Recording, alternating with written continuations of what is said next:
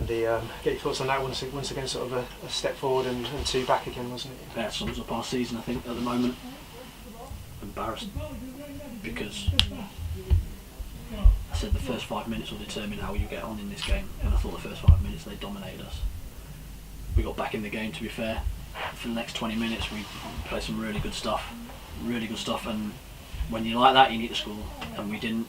Zach's chance was a really good chance, some great play, and we don't take it, and then 5 minutes later they stick one in the top corner from 20 yards, and for me it just showed us that we've got very little resilience to things that go against us, and I need my leaders to stand up and be counted now and really take a step forward with the group and drag them through. That's when you need your big players.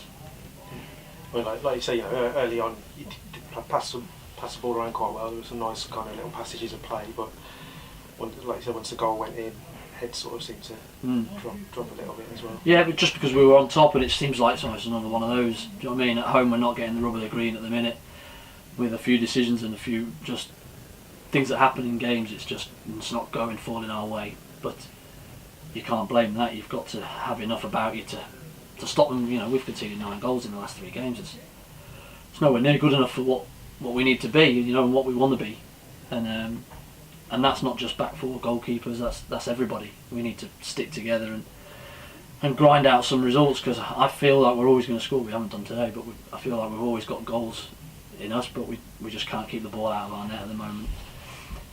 And we need our big players, our big, resilient, experienced lads to really step up to the plate and drag the group through. When the second and third goals were really poor ones to give away one end.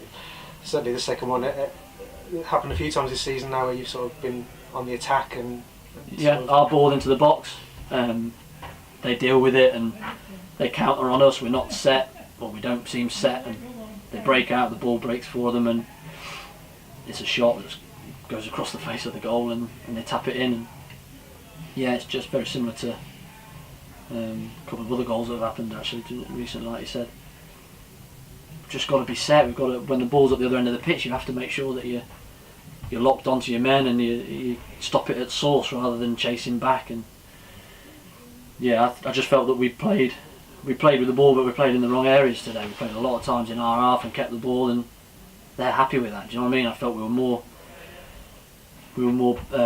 more potential scoring when we put it on them a little bit and played in their half and moved the ball, because when we did, we dragged people out of positions and created spaces to play in. But yeah, it's just not happening at a minute at home, and we've got to turn that around quickly. Do you feel you've got enough sort of vocal players on the pitch, like proper leaders? They're all vocal in the changing rooms, I know that, but it's just those making the right decisions at the right times, players, and making others make the right decisions. The older players should talk to the younger ones through it, and you look at your experienced lads and you say, you know, they're the ones that need to step up, and yeah, I would like the pitch to be noisier. I'd like them to be more encouraging to each other especially when things are going a little bit against us. We need really regroup and give the fans something to get on us for, you know what I mean, and not in a bad way. That means, you know, give them something to shout about, because at the moment we're playing in football's all right, but for me it's not it's in the wrong areas, and it's not purposeful and penetrative, if you like. I mean, in terms of giving the fans something to shout about, I guess the next 2 games are kind of imperative you get some good results out of these 2 local derbies now. Yeah, it's one of those. If you can't get up for that, you can't get up for anything. And it's one of those, and that's what we said in there afterwards. I said, who's up for the fight? Because people that want to play and want to fight will play. It's as simple as that. So are they ready to go and look after themselves over Christmas and really ready to put a shift in? Because that's the questions I'm asking of them. I mean, Callum Powell's probably an outlet that you missed today, didn't you, as well? He'll be back, sort of available. He'll be available, yeah. He'll come back into the squad, no doubt. And yeah, missed him a little bit today with just his directness, I suppose.